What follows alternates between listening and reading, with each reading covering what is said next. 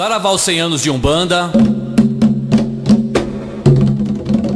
Salve Célio de Moraes. Salve o Caboclo das 7 Encruzilhadas. Salve todos os guias e mentores espirituais. Salve a Umbanda. Cheuê, babá! Umbanda querida, Umbanda que ilumina nossa vida. Umbanda querida, Umbanda que ilumina nossa vida. Eu só tenho alegria, orgulho em louvar meu orixá. Agradeço ao Célio de Moraes e ao Caboclo das 7 Encruzilhadas. São 100 anos de Umbanda, são 100 anos de louvor, praticando a caridade. Umbanda é paz e amor. São 100 anos de Umbanda, são 100 anos de louvor, praticando a caridade. Umbanda é paz e amor. Pedimos para Oxalá a iluminar e não deixar acabar. Esta Umbanda querida do Caboclo das 7 Encruzilhadas. São 100 anos de Umbanda, são 100 anos de louvor, praticando a caridade. Umbanda é paz e amor. São 100 anos de Umbanda, são 100 anos de louvor, praticando a caridade. Umbanda é paz e amor. Todo bandista, vamos dar as mãos para cumprir nossa missão. Todo bandista, vamos dar as mãos para cumprir nossa missão. São 100 anos de Umbanda, são 100 anos de louvor. A Faculdade de Teologia Umbandista, eu reputo a ela uma grande conquista da sociedade umbandista brasileira, porque é a primeira faculdade reconhecida pelo MEC. Isso não é pouco. O Ministério da Educação e Cultura foi lá e outorgou à faculdade o direito de ensinar coisas sobre a Umbanda. Eles não formam pais de santo, eles formam ali teólogos umbandistas. Pessoas que ao final do curso saem teólogos umbandistas, capazes de discutir a Umbanda, de divulgar a Umbanda. Eu acho muito importante que existam locais onde se ensina a religião. Acho mais importante ainda que os umbandistas se atentem que cada um desses locais pode estar ensinando a Umbanda de um determinado segmento e não a Umbanda como um todo. Eu sou umbandista, eu acho que eu professo, porque existem muitas discussões a respeito, mas eu julgo que eu professo uma Umbanda africanista. Nós não fazemos raspagem, nada disso, que é típico do candomblé, mas nós tocamos atabaque, as nossas entidades bebem quando querem beber, assim funciona o meu terreiro. Existem outros terreiros que não, que só se vestem de branco, usam quase que um kardecismo misturado com Umbanda. Existem outros que dizem Umbanda esotérica. Então o que as pessoas têm que saber ao entrar numa escola de Umbanda? É que aquilo não é a verdade absoluta. É aquele ensinamento que está se dando ali, deve ser absorvido, mas questionado. Baiano, Não, cigano. não, nós não temos sessões para isso, nós não temos. Não digo a você que não possa vir, pode até vir um cigano, um caboclo, sei lá, entendeu? Um boiadeiro, não sei, mas nós não temos sessão, como não temos de Exu também. Exu para o meu avô era aquele que nos ajudava e que eram chamados na hora que a gente precisasse para fazer a descarga, para fazer desfazer algumas coisas, entendeu? Que são nas sessões de descarga que ele vem para nos ajudar, mas nós não temos sessão de Exu, Exu para nós não dá consulta. Não dá passe. Nem passe. Não usamos nem o enfeite, adorno para mim não existe. Para nós. Desculpe. O chefe. É o chefe que a gente caboclo dá nome ao Caboclo das 7 Encruzilhadas. A gente Desculpe, chama mas a gente chama ele de chefe. O que era passado para a gente, sempre foi passado, é que a gente refutasse qualquer tipo de mistificação ou valorização excessiva, às vezes, de coisas materiais, o uso do atabaque também nunca usamos, e ao contrário do que eu já li, não, porque eles não usavam, que era para não atrair a atenção da polícia. Não, a polícia foi um problema nos primórdios da Umbanda, mas não se usava atabaque por conta da polícia. É porque o chefe nunca nunca permitiu, nunca foi interesse de ninguém, a partir do momento que ele foi quem trouxe, né, a Umbanda até nós. Para nós, nessa casa, né, ponto, cantado. Nem palmas nós usamos. Porque o chefe não queria. Olha, São Jorge do Amatula, de Umbanda, olha o custa, de Ronda, olha o bambuê. O é de bambuê. O é de bambuê. Mas se vocês forem pesquisar, vocês vão encontrar histórias que vão envolver polícia e tendo espírito Nossa Senhora da Piedade, mas numa outra base, nunca numa base de medo, até porque muitas das pessoas que frequentavam essa casa foram delegados, foram oficiais de polícia, oficiais do Exército, como o meu outro avô, que eu citei conversando mais cedo, que chegou a general do Exército. A Umbanda nasce com a lógica da prática da caridade, mas sobre sempre a visão de uma das coisas mais necessárias para o médium, que é a humildade. Então, aí tem de novo a ver com a forma como a gente se veste, com a simplicidade que a gente procura se vestir, e isso também é uma razão. Por que não? A roupa de baiana, tem alguma coisa contra? Não tenho nada contra, mas ele não deixava, porque se você tem mais posses ou quer produzir melhor, você bota mais uma fita dourada, mais um brocado. Então aqui é um uniforme de trabalho, de trabalhadores, a gente vem para cá para trabalhar. E desde que começou, os 100 anos é a mesma coisa. Realmente, os princípios são os mesmos, o princípio da caridade, de atender aqueles que necessitam, coisa e tal, para mim, maravilhoso. Mas a Umbanda traz de envolvente permitir a incorporação, e permitir que através dessa incorporação as entidades possam ajudar outras pessoas. Independente de credo, independente de religião que outras pessoas professem, as entidades de Umbanda estão sempre prontas para ajudar, para encaminhar, para mostrar um caminho, uma direção, ensinar um banho, independente de onde quer que seja esse terreiro, num barraco de terra batida ou num grande terreiro com toda a estrutura possível.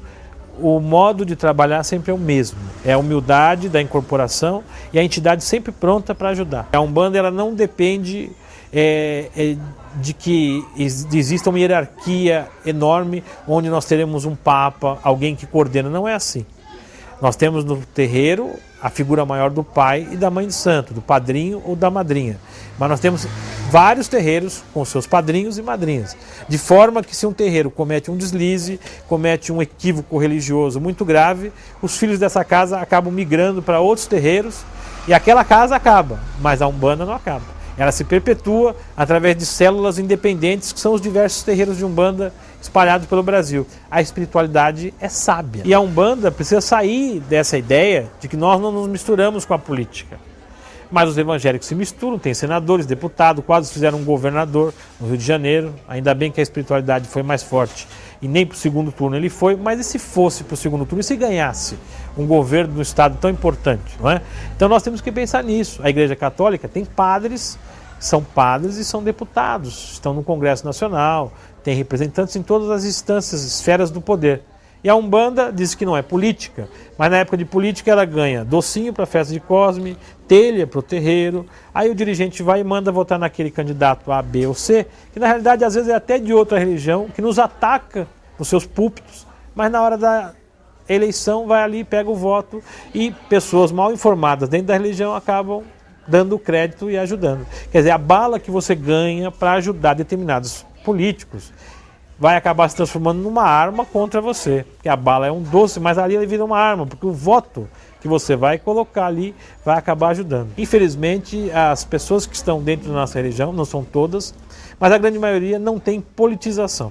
Elas não sabem o que é política, dizem não querer saber e acabam muitas vezes, por não saber ou não querer saber, ajudando, contribuindo para eleger pessoas que vão ir contra a nossa religião. Nós não queremos que todo mundo ame a Umbanda ou seja umbandista, mas nós exigimos que todos respeitem a Umbanda. É o mínimo que se pode esperar de um país que se diz democrático. Nós temos em Brasília recentemente o deputado federal Vicentinho realizou uma sessão solene em homenagem aos 100 anos de Umbanda. Parece pouco, mas foi pela primeira vez na história do Brasil que a Umbanda entrou no Congresso Nacional com os atabaques, que entoamos o hino da Umbanda com a mão no peito, com as roupas ritualísticas. Isso é muito importante para quebrar também esse preconceito. Mas enquanto não houver, por parte dos umbandistas, essa união mesmo entre todos os umbandistas, independente de ser terreiro do pai A, do pai B, do pai C, não importa de qual terreiro você pertence. Desde que você tenha uma consciência que você faz parte de um todo, de um coletivo, um dia isso aí, esse preconceito vai acabar. Pai Oxalá, abençoe sua coroa. Pai Oxalá, abençoe filhos de fé, vou defumar. Nós vamos dar início ao ato solene em comemoração ao primeiro centenário da Umbanda no Brasil, invocando a proteção de Deus, que este ilumine as consciências para a grandeza de Diadema, declaro aberto este ato solene. Nesta noite tão especial, cheia de axé, bênção a todos os dirigentes presentes de Umbanda, comemorando aqui 100 anos de Umbanda no Brasil. Eu quero aqui parabenizar cada um dos senhores que tem essa religião tão bonita, tão importante, né? E que pratica esse ato que nós respeitamos do fundo do nosso coração. E vamos sempre estar respeitando. Então, parabéns aos senhores, às senhoras, né? A todos os dirigentes da Umbanda brasileira. A sessão solene foi convocada pelo presidente dessa casa, deputado Vaz de Lima, com a finalidade de comemorar os centenários da Umbanda. Saravá Umbanda, meus irmãos.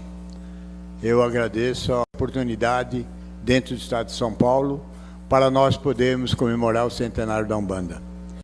100 anos de luta, 100 anos em que os terreiros praticam o amor, a paz e enfrentamos a intolerância religiosa. Um basta à intolerância religiosa e um sim à luta do povo afrodescendente, do povo do santo, à prática da caridade.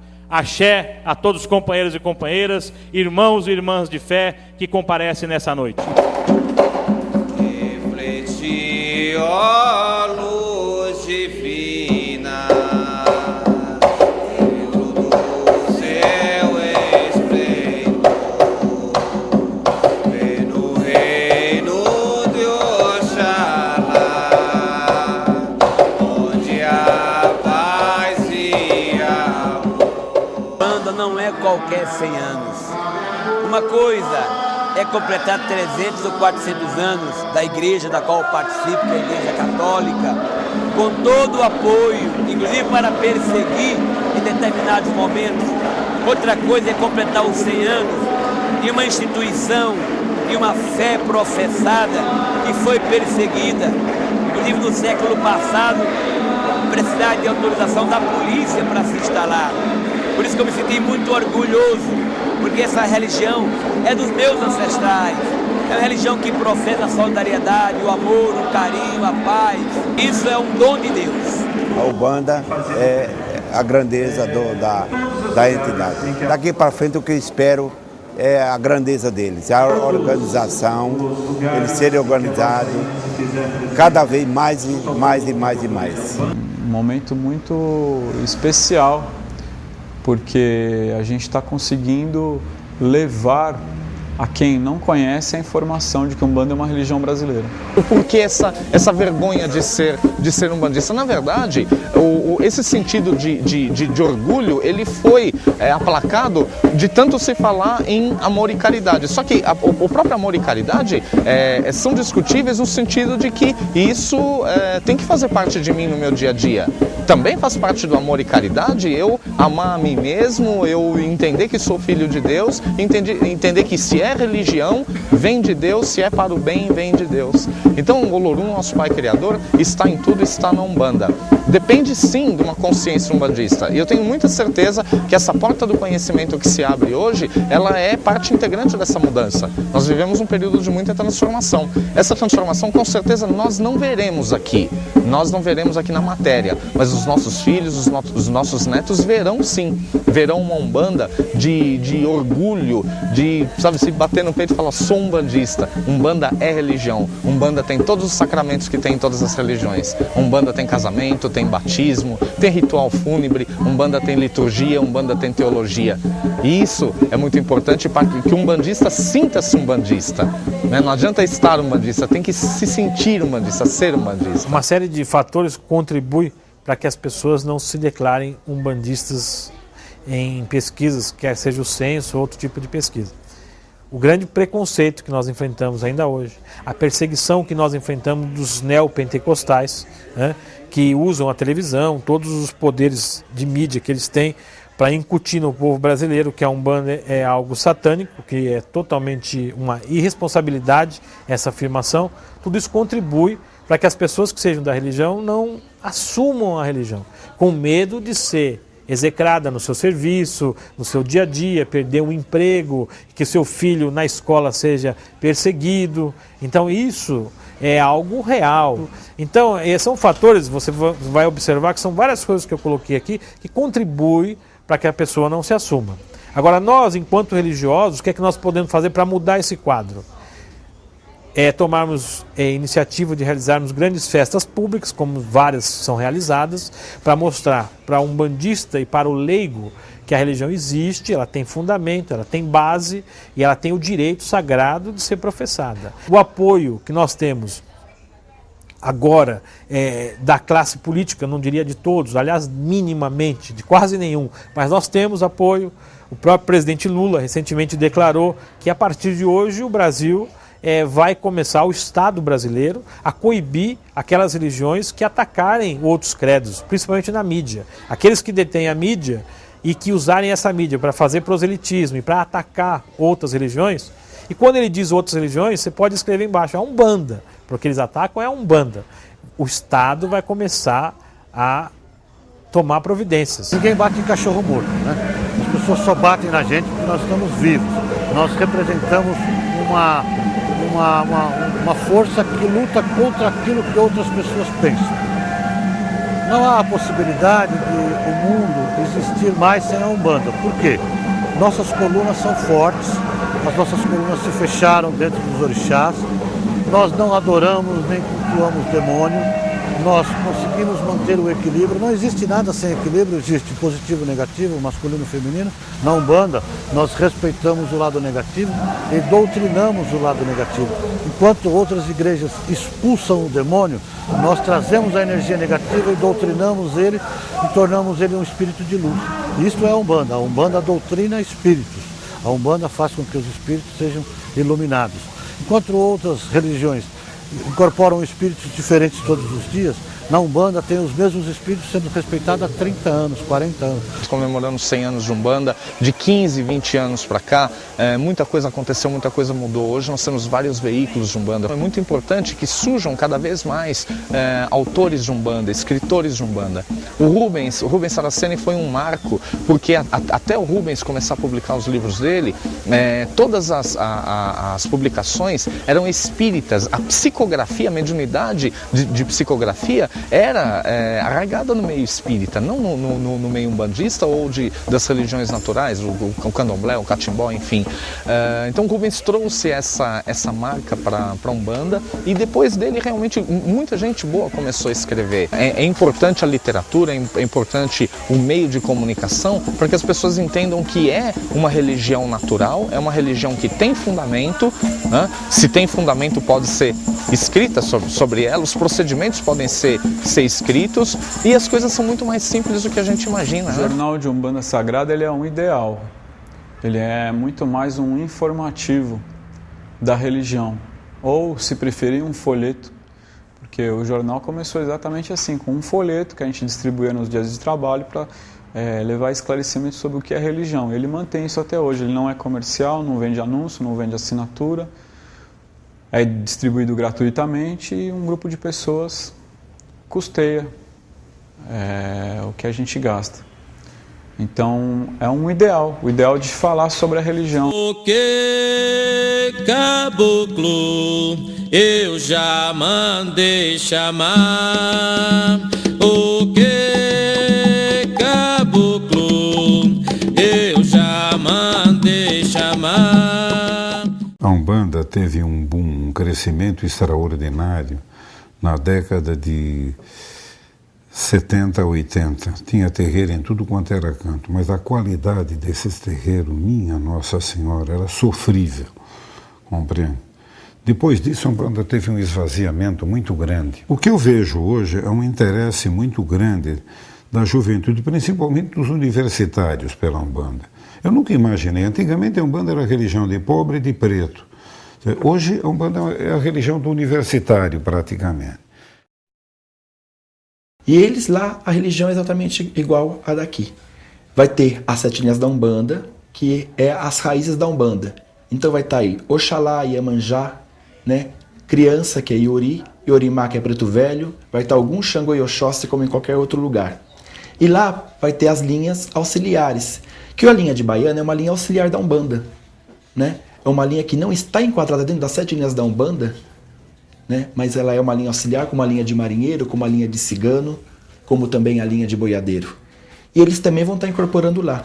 Talvez lá tenha outras linhas também, né, que serão desenvolvidas da cultura local. Então vai ser uma religião que no exterior pode trazer mais adeptos do exterior para nós, né, para a Umbanda, e vai estar divulgando as raízes, né, onde o Brasil teve papel fundamental, né, na criação e na evolução dessa religião da Umbanda, para estar dividindo aí com todos os outros países. O que eu tenho notado é o seguinte, e isso sim me deixa muito triste.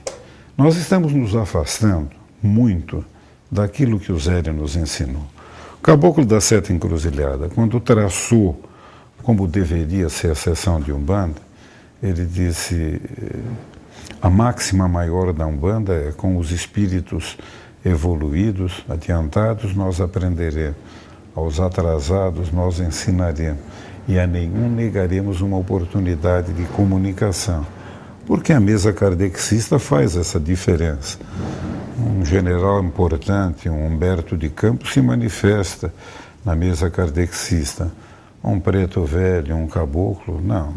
Confundem cultura, posição social, conhecimento científico com bondade.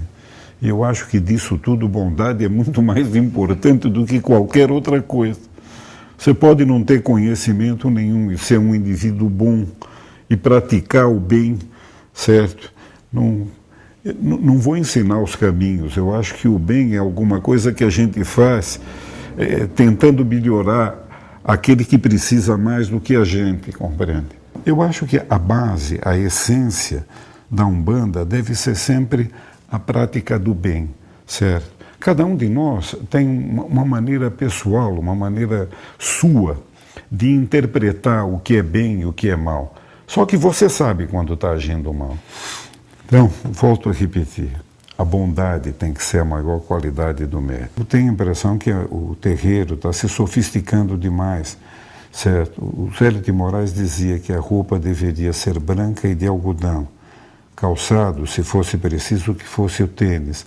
Mas entenda que naquela época não tinha Nike, nada disso na vida. O tênis era uma solinha desse tamanhinho, era um sapato de lona com uma solinha fininha de borracha e mais nada. E o que eu vejo hoje com muita tristeza é que a Umbanda que se preconiza hoje, com invencionices mil aqui, certo? Não está de forma nenhuma, não é de maneira nenhuma aquela pregonizada por Zélio de Moraes, compreende? Eu fico com a dele, com o banquinho do Preto Velho, com a roupa branca do caboclo, no caboclo, compreende, certo? Enfim, Zélio de Moraes dizia que dentro do terreiro não existem homens e nem mulheres, existem médiuns, certo? Não pode haver. Ele dizia mais, ele dizia que o grande perigo do médium homem é a mulher, o grande perigo do médium mulher é o homem. ele tinha uma preocupação muito grande pelo aspecto moral que envolvia. Era um gênio. Se você pegasse a Bíblia inteirinha, certo? Você pode resumir ela só numa linha. Ama teu próximo como a ti mesmo. Ou melhor, não faça a ninguém o que você não queria que lhe fizesse. A princípio eu não acreditava em nada, até que um belo dia tive uma incorporação involuntária. Depois disso resolveram-me que eu devia me preparar, compreende? Então eu passei todo o período de recolhimento, né? Como eu sou sobrinho do Lauro Dávila, minha tia Elvira foi casada com Lauro Dávila e foi diretor da Rádio Cultura, quando a Cultura ainda era empresa privada. Eu tive uma certa familiaridade com músicas clássicas, com rádio. Eu sempre que podia me enfiava na rádio. Bem, depois de algum tempo eu acabei mudando para Niterói e com alguma objeção do meu pai, eu tentei montar minha primeira roça de candomblé. E até que fui bem sucedido no Rio.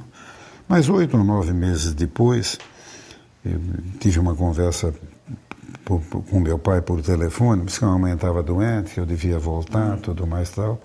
Aí eu voltei. Agora, tentei aqui, e no meu bairro, no bairro do Cambuci, eu tentei montar uma roça de candomblé, né? Quando eles viram, a primeira vez que eles me viram vestido, certo, numa saída de Xangô, com tomara que caia, né? Começaram a me olhar torto, compreende, certo? Para encurtar o assunto, quebrei a cara, não deu certo, compreende? Botei de lado. Eu me mudei do Cambuci para Guarulhos em 54. E um dia um amigo meu, era meu barbeiro, chamava-se Otávio. Um dia ele me convidou, ele estava com um problema, queria resolver uma questão aí. Ele falou, olha, você que... A gente tinha tido uma conversa, eu disse para ele que conhecia o candomblé, tudo mais. Ele falou, olha, tem um terreiro aqui, eu vou lá no terreiro, você vai comigo. Mas eu não sabia que tipo de terreiro que era. A princípio eu imaginei que fosse uma roça de candomblé. Eu cheguei lá nos bancos improvisados que tinha, né, uma vez por semana que eles faziam o toque. Cheguei junto com o Otávio e falei para o Otávio, vai você que eu fico aqui, né? E sentei no último lugar que tinha, bem quietinho ali, que eu não estava entendendo o que estava acontecendo, né? Não tinha placa, não tinha, eu digo, era uma chácara. Entendi. Aí começou o trabalho, tudo mais tal. Daí a pouquinho eu comecei a estranhar tudo aquilo, não era como eu tinha aprendido, não tinha. Daí a pouco, muito pobre, inclusive, não tinha aquelas roupas bonitas, nada disso. Daí a pouquinho tinha uma senhora de couro, incorporada num canto, né? E veio uma menina que estava atendendo ela, estava fazendo hoje serviço de cambono, né? Veio lá, me pegou pela mão e falou, aquele preto velho quer conversar com você. Eu olhei, não vi preto velho nenhum, eu vi a velha. Aí fui até ela, né, morrendo de medo. Cheguei diante dela e perguntei, me apresentei, né? A entidade que estava incorporada nela teve uma coisa que mexeu com a minha vida e mexe até hoje. A entidade que estava incorporada nela, pura e simplesmente disse para mim, o meu cavalo vai cufar. Em outras palavras, meu aparelho vai morrer, certo? E você é o meu próximo médium. Gente, o susto que eu tomei foi tão grande e a coragem que eu tinha era tanto que o Otávio me pegou 2 quadras. Uns 3 meses depois, nós estávamos em casa jantando. Eu, papai e mamãe, eu sou filho único. Foi quando a entidade se manifestou, certo? Tranquilizou a minha mãe, o meu pai, certo? Disse que eu tinha uma missão mediúnica, porque até então, tudo isso eu não estava levando muito sério. Uns 3 meses depois, eu tive essa incorporação e depois a entidade foi embora, né? Eu não tinha lembrança do que tinha acontecido. Mamãe me relatou todos os fatos. Eu me lembrei de um amigo meu chamado Eide Córdoba, que eu havia conhecido no circo ainda. Eu aí tinha o pai dele, o seu Xavier, eu sabia que era médium, né? Era lá em Santana. Eu fui procurar pelo seu Xavier, ele me deu alguns conselhos, eu comecei a frequentar um terreiro que tinha e comecei a trabalhar. Eu não entendia nada de Umbanda, só que ao contrário da maioria das pessoas, eu tinha a coragem de dizer não sei. Dentro de Umbanda você tem um altar católico, você tem uma prática espírita, você tem um ritual que é meio africano, meio indígena. Eu queria entender esse coquetel de... Eu comecei a fazer pergunta para o pessoal, quanto tempo você tem de Umbanda? Os livros eram muito pouco esclarecedores. Quanto tempo você está na Umbanda? O que eu queria saber, ninguém tinha explicação. Então, a conclusão que nós chegamos nesse período, aí já praticamente na década de 70, era de que a Umbanda tinha nascido que nem cogumelo, né, ao mesmo tempo, em São Paulo, no Rio e no Rio Grande do Sul, para minha surpresa, compreende? Certo? Mas ninguém sabia dizer como, de onde, nem por quê. Um dia eu recebo do Rio esta revista histórica. O título que me impressionou aqui, exclusivo, Eu Fundei a Umbanda. A matéria era tão gritante que num primeiro momento eu achei que só podia ser mentira, não podia ser verdade. Então naquela época eu li esta matéria. O título diz aqui, a Umbanda existe há 64 anos, certo? E pensei, eu vou visitar essa pessoa, eu vou querer conhecer isso de perto. Mas o tempo foi passando, eu acabei, nesse meio tempo, acabei ampliando a minha loja de artigos religiosos. Eu comecei a fazer muitas compras de uma casa no Rio chamada Casa Rei Guerreiro. Então eu ia para o Rio, a partir de então, a cada 25 a 35 dias, eu passava 2, 3 dias no Rio. Numa dessas vezes eu fui ao Rio para retirar a mercadoria e tinha chovido, a mercadoria não tinha secado, não tinha dado tempo de pintar. Então, de repente eu me dou conta, eu tenho um dia inteiro para não fazer nada no Rio. Eu sempre levei a minha senhora comigo. Me virei para a Norminha e falei para ela, é hoje. Eu falei, hoje o quê? Eu falei, hoje que nós vamos esclarecer a história do Zélio. Você está doido, né? Eu sabia que aquilo ficava em Cachoeiras do Macacu. Atravessei a recém-inaugurada ponte Rio-Niterói. Certo? Cheguei em Niterói, de Niterói até Itaboraí, de Itaboraí até Cachoeiras de Macacu, perguntando muito. Ninguém conhecia o Zélio lá, né?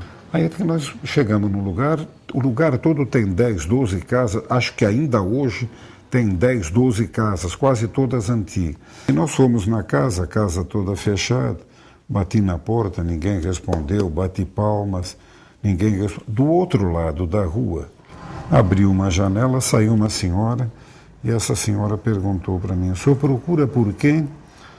Bem, sem declinar meu nome, eu apenas disse para ela o seguinte, eu estou à procura de uma pessoa de nome Zélio de Moraes, eu gostaria de entrevistar essa pessoa. E este senhor me disse que ele mora aqui.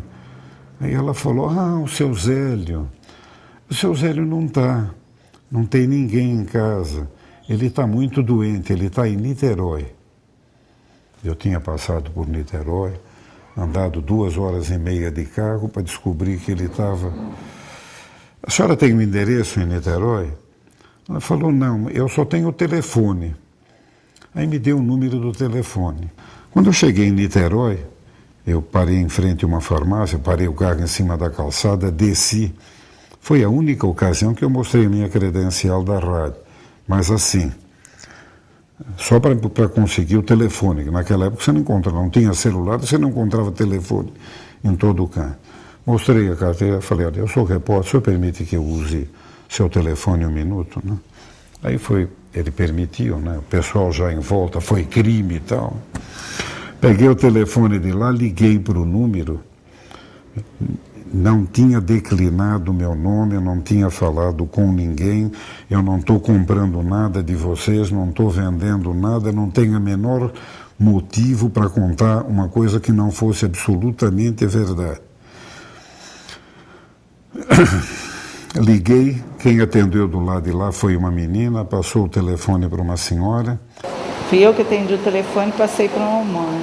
Olha, quando a senhora atendeu o telefone, pela voz, né, uma senhora, quando a senhora atendeu o telefone, eu disse para ela o seguinte: olha, eu estive em Cachoeiras de Macacu, me deram esse número de telefone, eu estou à procura de uma pessoa de nome Zélio de Moraes. Sou jornalista de São Paulo, queria entrevistá-lo. Ela não tapou o bocal do telefone. Aí eu ouvi ela dizer com todas as letras, né? Papai, tem uma pessoa de São Paulo que veio para entrevistar o senhor. O senhor pode receber? Eu ouvi uma voz cansada, uma voz de velho, dizer: é o Ronaldo, minha filha. É o homem que vai tornar conhecido o meu trabalho. Eu confesso para vocês que eu chorei. Ele não tinha meios, eu me arrepio até hoje quando eu conto essa história. Ele não tinha meios de saber quem eu era, muito menos o meu nome, que não era na época um nome tão comum, tão vulgar, compreende? Eu peguei o primeiro táxi que estava passando, dei o endereço que eles me deram, falei: vai na frente que eu te acompanho, pago a corrida. Aí cheguei na Avenida Almirante Ari Parreiras, bairro de Icaraí, 10º andar. Ela morava num apartamento em companhia da filha. Já abriu a porta, apareceu a Meia, né? Primeira vez que eu a vi, ela olhou para mim e falou: o senhor é seu Ronaldo? O que você diz, gente? Falei: perfeitamente. Ele falou: papai estava esperando, ele sabia que o senhor vinha. Nem eu sabia naquele dia, certo? Aí, muito rapidamente, apresentei a Norminha, nós entramos, havia essa sala que você está vendo aqui, o aquário, e ao lado tinha um L da sala. No canto tinha um sofá, e quando eu olhei, eu falei: não é possível, é o Chico Xavier, né? Não é o que vocês veem lá? Aparência extraordinária, compreende? Olha, eu estava tão emocionado. Eu me ajoelhei diante dele como me ajoelharia diante de um babalaô, certo? E pedi a benção. Foi a primeira coisa que me ocorreu. Ele irradiava um ar de... Pedi a benção para ele. Quando eu baixei a cabeça para beijar a mão dele, ele pôs a mão na minha cabeça. Eu sei o que você quer saber. Você quer saber por que é que nós temos um altar católico, um ritual? Ele sabia tudo. Essa que é a grande... Não era preciso perguntar. Antes que a gente fizesse a pergunta, ele ia explicando detalhadamente tudo o que a gente... Foi esse conhecimento que eu procurei trazer.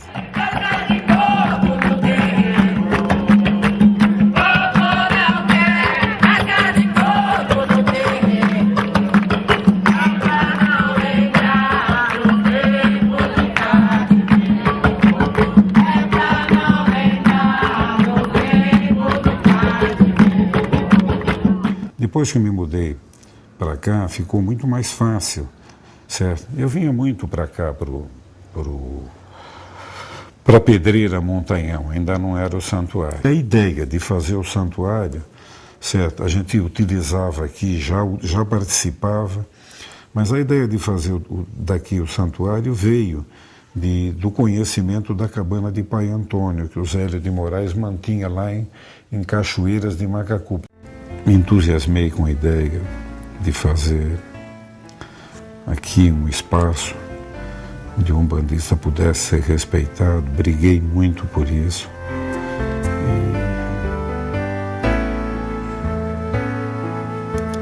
E, financeiramente, eu caminhei como caranguejo, caminhei para trás, certo?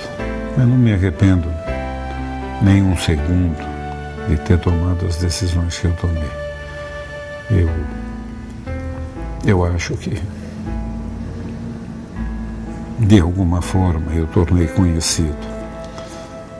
Anteontem me disseram, Cássio Lopes Ribeiro disse: olha, se a Umbanda está comemorando os 100 anos, é por causa do trabalho do pai Ronaldo. Eu não quero, de forma nenhuma, parecer melhor do que ninguém. Se o meu papel era esse, era divulgar o que Pai Zélio deixou, eu procurei fazer isso da melhor maneira possível. Eu apanhei na Quinta da Boa Vista, fazendo oferendas. Eu vivi um tempo da Umbanda e do Candomblé. Eu gostaria de apagar da minha memória. Eu tive inúmeros companheiros meus, como o Pai Jaú, como outros veteranos que, como eu, foram prensados, prejudicados, porque não tinham um espaço onde pudessem fazer uma oferenda aos seus orixás. O começo foi muito difícil. Quando nós resolvemos transformar a Pedreira Montanhão no Santuário Nacional da Umbanda, houve uma onda de incompreensão enorme. As pessoas, a princípio, me chamavam de doido. Você nunca vai transformar aquilo numa floresta. Mas eu acho que o umbandista traz dentro de si, dentro do coração, uma vontade inquebrantável, um desejo que ninguém destrói. Isto aqui não foi feito por mim. Eu posso ter sido o maestro. Vocês foram a orquestra.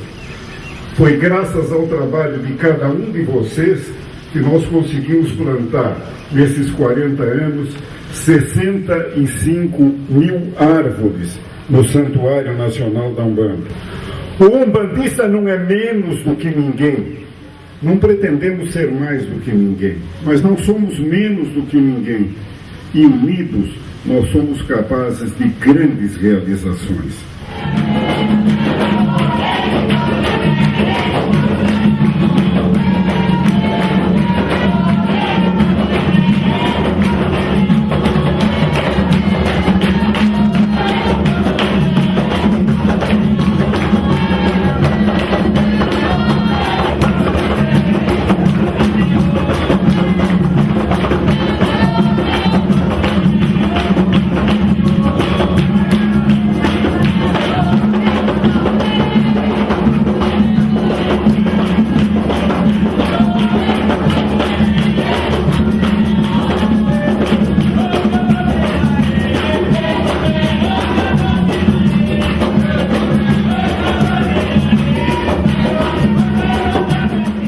Anos é um marco. Eu estou muito emocionado de estar aqui, de poder participar, de poder ser parte integrante de tudo isso, né? Podemos hoje ter uma pontinha de orgulho e dizer, chegamos nos 100 anos, estamos no centenário.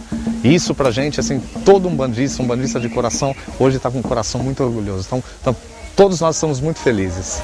Olha, 100 anos de Umbanda.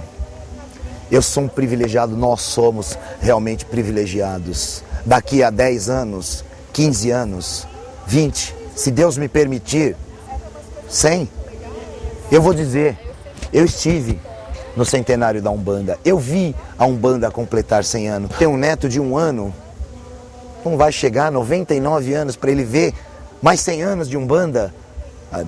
Nós somos privilegiados, realmente uma emoção assim, fora de série. Eu precisava estar aqui. Eu precisava estar no reino de Oxóssi, eu precisava estar nessa casa para presenciar isso. Eu precisava estar vendo o pai Ronaldo Linares ali, firme, lutando pela Umbanda. Eu precisava ver os caboclos, por essa força que veio, por essa Umbanda, hoje, estar sendo o que ela veio ser. Amor, caridade, união, paz, positivo. Elementos positivos da nossa vida. Gente, estar presente no centenário da Umbanda é único. É único. Eu estou aqui, eu faço parte deste centenário. Eu sou um bandista. Eu me orgulho de ser um bandista. Eu ando assim nas ruas. Eu ando de ônibus. Eu ando em qualquer lugar porque eu sou um bandista. Porque eu assumi em mim a Umbanda. E eu disse para ela assim: Mãe Umbanda, em nome de Deus, Criador, e de todos os orixás, faça de mim um instrumento da vossa paz e da vossa força. 100 anos de Umbanda é simplesmente a gente vê a luta que nossos antepassados tiveram, como seu Benjamin, como seu Zélio de Moraes, como o pai Félix. E eles esses 100 anos significa o quê? Que eles conseguiram, que eles ganharam, mostrando para o povo que é uma religião. O que nós temos que fazer é continuar seguindo para deixar isso para os nossos futuros filhos, netos, bisnetos. Porque é um caminho que nós damos mais conhecimento que nós existimos. Porque até aí nós estamos escondidos só entre quatro paredes. Agora nós estamos saindo. Então mostrando para o povo que nós também somos gente. Que nós damos amor, nós damos carinho, nós procuramos dar de si tudo aquilo que nós precisamos para a pessoa ter necessidade. Então com isso aí nós estamos saindo da nossa casa para poder mostrar que realmente nós somos alguém e daquele que procura ajudar o nosso povo. Nós não estamos para tirar o alimento da boca do povo para nós bebermos. Nós damos aquilo que nós recebemos. De graça nós recebemos, de graça nós entregamos para as pessoas. Que a Umbanda se una, que os babalorixás e alorixás, os filhos de santo, não se sintam rivais. Que eles não achem que você entrou na casa deles para fechar a casa deles, e sim para se unir, para crescer, ser irmãos. Sempre se unindo para nós termos o direito de lutar por tudo aquilo que nós precisamos. A Umbanda me deu a luz na hora mais forte da minha doença, na hora mais forte da perda de alguma pessoa muito querida. Então eu busquei nos meus guias, nas minhas orações, na minha proteção, nos meus trabalhos, tudo aquilo que eu acho importante. Então eu sempre procuro sorrir. Por mais triste que minha vida esteja, eu procuro sempre sorrir. E não cobrar dele o porquê. Eu trouxe um karma, esse karma eu tenho que carregar. Então eu não posso cobrar meus guias. Pelo contrário, o meu karma deve ser pesado e eles estão me ajudando muito. Nós estamos saindo hoje do final do congresso, primeiro congresso de Umbanda do século XXI. E vimos como que nós temos que correr contra o tempo. Claro que a Umbanda evoluiu muito, mas há muito por se fazer, há muitas áreas por penetrar. E cada vez mais o diálogo interreligioso, a convivência pacífica, o diálogo interreligioso, a cultura de paz, a ciência, a arte, a filosofia e religião juntas. É o que nós esperamos para o próximo século da Umbanda. Quando eu estava no Congresso Nacional, na sessão solene dos 100 anos da Umbanda, o deputado Vicentinho, ele pediu que eu fizesse uma oração. E alorixás, babalorixás, tatetos, mametos, tinquice, dirigentes espirituais, ogãs, equedes, povo do Jeje, do Marri, do Efon, do Queto, da Angola, umbandistas. Essa casa não está vazia. Apurem os ouvidos. Ouça o som dos atabaques que vem de longe. Os atabaques que tocam com a presença dos nossos caboclos, do caboclo da Sete Encruzilhada e de todos os caboclos, dos nossos queridos pretos velhos, baianos, herês, marinheiros, nossos amados Exus e Pombagiras. Ouçam os boiadeiros que estão nessa casa nesse momento. Ouçamos todas as forças espirituais que dia a dia nos dão a honra de se incorporar e através de nós, humildes médiuns, prestar a caridade.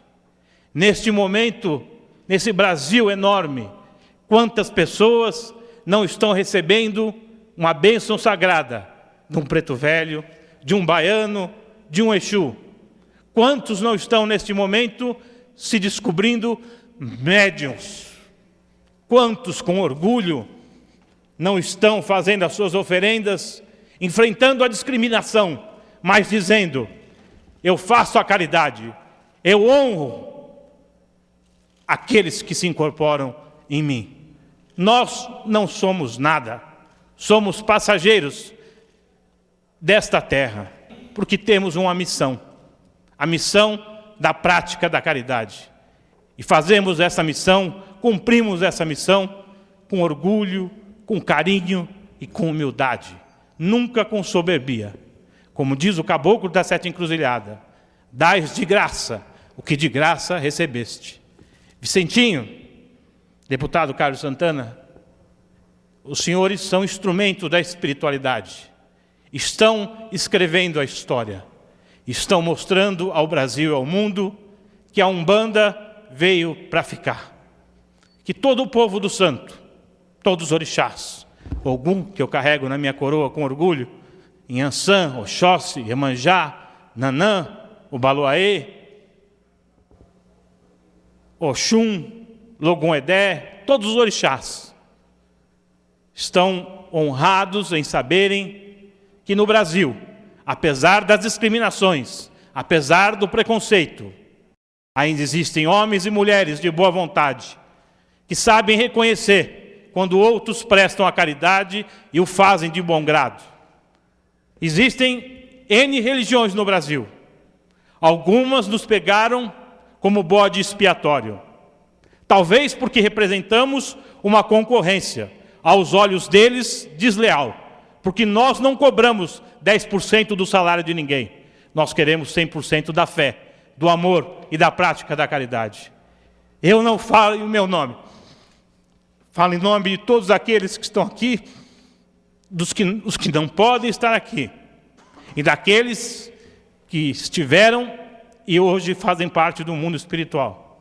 Que a força sagrada dos orixás, que a bandeira sagrada da Umbanda, ilumine o coração de cada um de nós, que nós possamos estar aqui para comemorarmos cada vez mais a vitória da Umbanda, a vitória da caridade, a vitória de um povo que sofre, que é discriminado, mas que ama o que faz, faz com orgulho, faz com amor e vai continuar fazendo. Quando nós nos formos, outros virão, outros prestarão a caridade e os atabaques que tocam aqui hoje vão se calar. A bênção para quem é de bênção, axé a todos os meus irmãos e obrigado pelo carinho, pela honra de dizer eu sou um bandista. Axé para quem é de axé e laroiê para quem é de laroiê.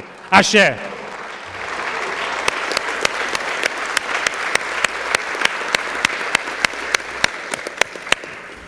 A única e grande resposta que eu tenho é que nós podemos esperar que a Umbanda vai fazer 100 anos sim, 200, 300, mais 100, mais 200. Que ela não vai ser uma religião que vai acabar, porque ela não precisa de um líder específico, ela tem vários líderes. Isso é o que nós mais podemos esperar, é a perpetuação, a continuidade da religião. Isso é muito importante.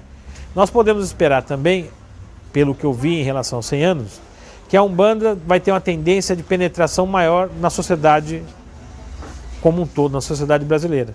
A mídia vai acabar, dentro de pouco tempo, já está começando, a encarar a Umbanda com menos preconceito.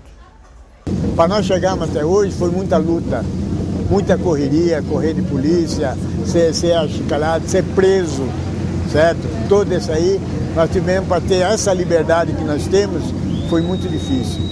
Eu fardado cheguei a correr da polícia. Então você vê como é que era difícil as coisas. Nós não mexemos com o demônio.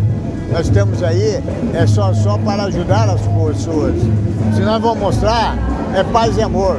Para todos os umbandistas encarnados nesse momento dos 100 anos, que cada um leve adiante aquilo que recebeu da espiritualidade da melhor forma possível, para que daqui 100 anos, quando os nossos sucessores estiverem comemorando os 200, nós estejamos ao lado deles como seus guias espirituais ou seus orientadores. Que os umbandistas se unissem, porque a maravilha, a força, a energia dessa religião é muito grande e com isso nós temos muito para ganhar e para vencer. Então unam-se, que a vitória será sempre da nossa religião, que nunca há de acabar. A todos os meus irmãos umbandistas, de todas as raízes, de matriz africana, né, nosso muito obrigado por todo o trabalho, por aqueles anônimos, aqueles que não vão aparecer nessa filmagem, né, que tem o seu trabalho ali, no seu templo, com seus filhos, com a sua comunidade. Então a cada um, né, que largou a sua vida particular, que se privou de tantas coisas, que deu o seu suor,